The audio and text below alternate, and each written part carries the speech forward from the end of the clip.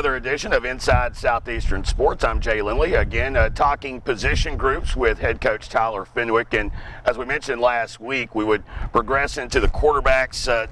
Two guys really battling at it right now. You got returning starter in Dalton Hatley, as well as a redshirt freshman in Gavin Colopy, who was, you know, you look at some of his measurables coming in. Redshirt last year looked really, really good. How's that battle playing out? Yeah, I mean, Colopy is, we forget that he redshirted last year. He was on the scout team the whole time last year. And so this is, his real, first opportunity of actually, being behind the center and actually running our offense rather than somebody else's offense.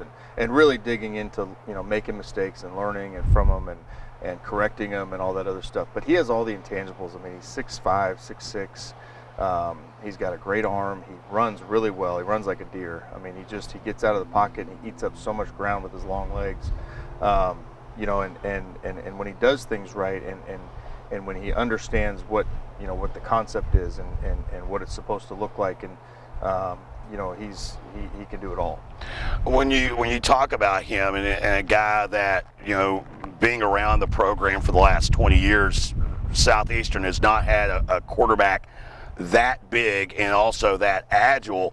What kind of weapons, I guess you could say, does that provide for you as an offensive-minded coach? Yeah, well, I mean, at this point, now with a guy that can, be elusive and get out of the pocket, but still extend the play with the passing game, and you still got to play coverage. You still got to, drop back, and I think, defenses have to, they'll have to defend that a little bit differently and be aware of, trying to keep a guy like that in the pocket rather than letting him loose.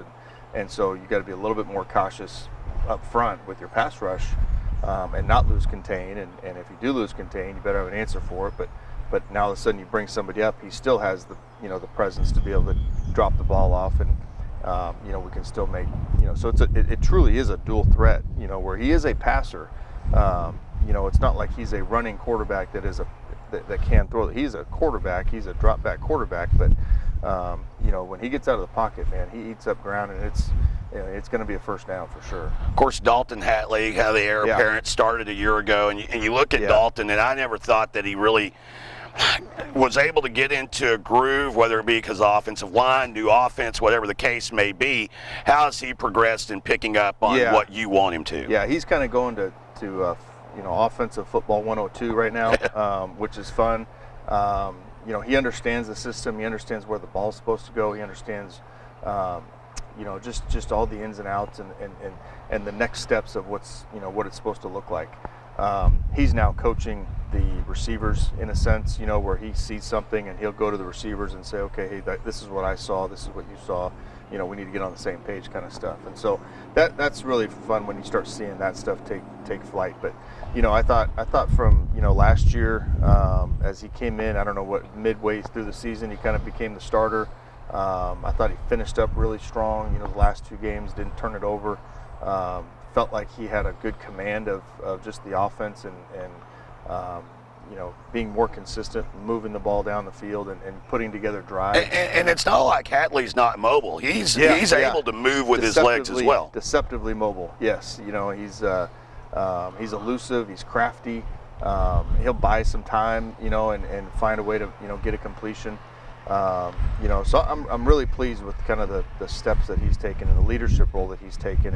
And I think, he's never been the starter. And, last year going halfway into the season, kind of becoming the starter, we had a talk after the season, and it was like, okay, I know this is my job to lose. I know that, I've got to take control of this, and I've got the confidence to say I'm the leader of this offense. And I've proven myself on the field. I mean, he put together really impressive drives. The ECU game, putting together that 2-minute drive at the end of the game where, the wheels were starting to fall off, and he just kind of, it was real calm and collected and just kind of moved us down the field and put together a nice drive. And, that's something that it's hard to coach. I think you kind of have it in a sense. Well, and another thing that, we talk about intangibles, and with Hatley, at least, calling the game from the box, the intangible that I thought he really had last year is just toughness. I mean, there were times that he would get absolutely hit and would pop right back up, and I'm sitting there, 100 yards away, and I'm hurting from what I just saw. And he's getting up, and he's still taking control of the situation. Yeah. How much value as a coach do you put on that? Yeah, there's no doubt. I mean, you got that's going to get up, hit after hit, and he's going to be tough. And you just know that, when your quarterback is that tough and your quarterback gets up, the rest of the team sees that and they go, man, he keeps getting up. We need to keep playing. We need to keep getting after it and keep going. And I think he's another year in the weight room. He's 220 pounds, and it's good weight. I mean, it's good, strong. He's throwing the ball better than ever, and I think more so, just being on time because he knows the offense and all that. But his leadership has been phenomenal this year, and he's not really taken a whole lot from anybody as far as building the culture that we're building of get the job done, do it right. Fix it, that sort of stuff. So he's fun to have. Now let's kind of progress, because as we've done this for the last couple of weeks, we've progressed through groups. We've kind of worked our way through the defense, but we haven't really talked about the tight ends. Yeah. So let's talk about tight ends and how you utilize them in your offensive scheme as far as that goes, because people who watch and perhaps even people that have followed along and went back and saw what you did at S&T, you're a guy that likes to have it spread out and move it. So how do you use tight ends in your offense? Yeah, I mean, it's I think that's one of the things that we really didn't have last year as far as a proven tight end. We had to move a couple guys from the defensive side of the ball over to play offensive tight end, and so you kind of lose that pass threat. And so we had guys like Garrison who did a great job in blocking, but he was never he'd never been a receiver. He'd never been a receiving tight end. He's always been a D lineman. Yeah. And so he kind of Roncis got hurt midway through the season, and so now I feel like we've got some guys. Pablo Perini will be back next semester, and he's a big 6'4", 240-pound guy that's a previous receiver that has put on all this weight, and it's good weight. Where we can actually have a guy that can catch the ball, get vertical, catch a corner route, catch a seam ball, and threaten the safeties. But that also, can be in the trenches and have the weight to be able to push around a defensive end or an outside linebacker. And then Jacob Reyes is kind of the same thing. He was a redshirt freshman last year, came in as a receiver, kind of a big receiver, and he's gone from 215 pounds to 245 pounds, and it's he's that guy that you probably want in a back alley if you're gonna in a fight, because he's so competitive, he's aggressive, he's strong. He's got great hands, just great hands, body position in the end zone, and now he's learning that the physicality is not the problem. It's just the fundamentally of actually the fundamentals, the techniques, which is stuff that's going to come through practice and all that other stuff. So feel really good about those guys. Haler's a guy that is a 6'6" tight end that's about 225 pounds. That's a redshirt freshman as well, that's putting on weight. And so it's good to see. They're so young and inexperienced, but it's a great opportunity right now for these guys to just get the reps that we're having in practice and get it on film and coach them up and keep developing them. And I think we got a long, they'll have a long career here. Playing a lot of football and getting a lot of experience over the next few years. Special teams, so important. A year ago, of course, punter goes down week 1, and that obviously threw off a lot of things throughout the rest of the season. Yeah. To the point that Jeremiah Balltrip's out punting for you at times. Right. So how has that been addressed this year as far as your kickers and your punters go? Yeah, we ended up, we signed a junior college kicker from NEO, also from Kingston High School, Trey Keats, and he's accurate. He's I think he's really going to be. He's a kicker. I mean, he works at it. He works at the techniques, and he works. He does all of it. I mean, he can kick field goals. He can punt. He can kick off, and so he works at all those things. So I'm really excited about what he's bringing to the program right now. Jackson Nally is a true freshman that's maybe the fastest player on our team, really? Honestly. Yeah, I mean, it's amazing. He's extremely fast. He's about 6'2", 6'3", phenomenal punter. He's got a huge leg. I mean, it's field goal wise. I mean, it's we can extend the distance a little bit this year and feel like we've got a threat. So, and then he can kick off as well. So I think we got 2 really solid, good guys that are going to compete together.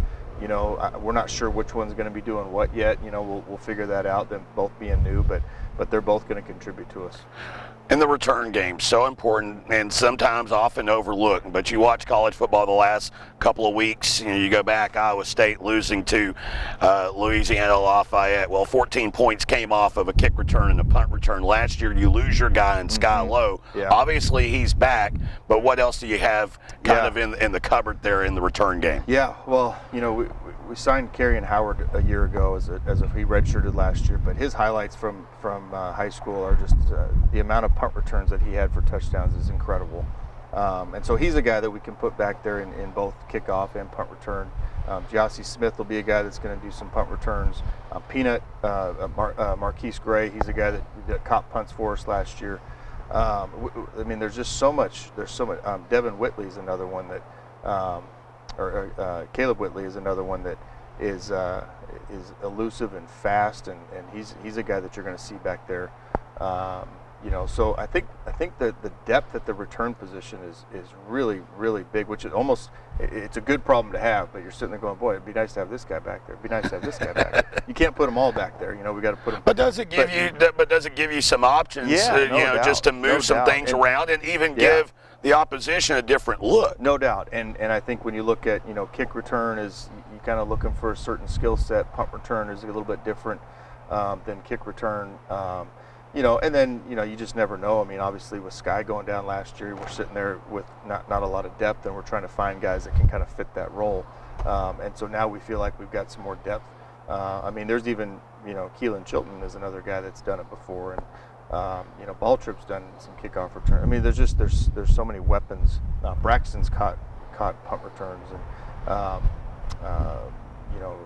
so I think we've got the depth where we can get the right people in there, and maybe even have some kind of a rotation, and see some different people.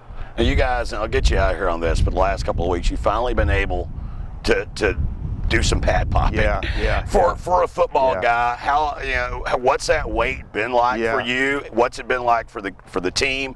And has there been any extracurricular activities in practice because of pent up frustration? Because that happens. I mean, you see that all the time, and you watch those behind the scene NFL things, and you'll see they may be teammates, but they kind of go at it. Has there been some of that? Sure, there has been, and we're in day 5, and we haven't let them go live yet. We're trying to ease into it and make sure that we're acclimating into the, being able to, we just hadn't been in pads in so long, and so we're gonna, this week we'll do a little bit more, but yes, I mean there has been some pent up frustrations, and but it's all competitive, and it's all, it's all handled on the field, and they're just so competitive, and honestly, from a mental health standpoint of just their mindset of just being out on this football field, putting a helmet and shoulder pads on, executing schemes and learning from their mistakes and all that other stuff that goes on in practice. I mean, it's just, I think, when we get out here, it really feels like there's nothing else going on in the world right now. It's just us on a football field, and nobody can mess with us, and let's just go have some fun and play football together. You mentioned that, the mental health aspect of things. And yes, the kids are on campus, and yes, they're here for an education. But when you've been basically trained to do this for so long, even though you're not playing games, how valuable is practice now? Yeah, well, the value is the fact that they've got things to do. They've got structure. I mean, they all, they're all going to college because they, we want them to get a degree, and they wanted to get a degree. But they chose Southeastern because of the football program, and they wanted to play football here and get their education, and to be able to get back out and do that again. That's what they do, and the structure of their daily lives, they were starting to probably feel like they're just regular students, rather than having this regimen of, working out in the weight room and having a meeting and having a walkthrough, or and going out to practice, and then going out and the next day and learning from their mistakes on film, and having a film session, and installing what we're going to put in the next day. I mean, there's just so many things that they're just so used to for the last however many years of their lives. Well, and what's it like for you and your coaching staff's mental health? I mean, you guys have been trying to motivate and keep them engaged without being able to do anything for so long. I would assume that that's a relief, kind of an unburdening on you guys' part. Yes, it is, and that's we're just so used to teaching and coaching and interacting with our players in a football way, and analyzing and all this other stuff. I mean, for us as coaches to be able to go out and have a practice and kind of tinker with some things and experiment with some things, and then be able to go back and kind of say, okay, I like this, I didn't like this, and and we're in that mode where we're not, it's not a rush where we have to get ready for a game. We can experiment with some things that we weren't able to do in the spring.